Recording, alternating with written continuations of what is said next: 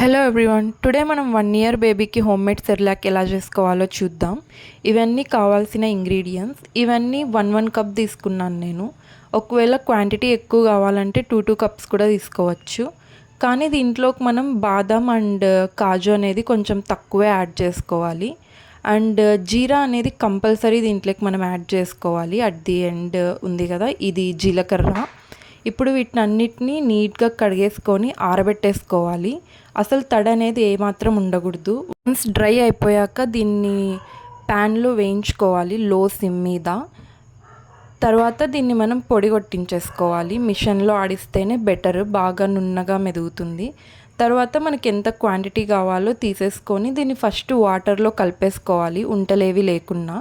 ఆలోపు మనం వాటర్ పెట్టేసుకోవాలి స్టవ్ మీద. వన్స్ వాటర్ మసిలాక దీన్ని ఇలా చిన్నగా వేసుకుంటూ ఉంటలేవి కట్టకుండా చూసుకోవాలి. అంతేనండి, హోమ్ మేడ్ సెర్లాక్ రెడీ అయిపోతుంది. Thank you for watching. Please do subscribe.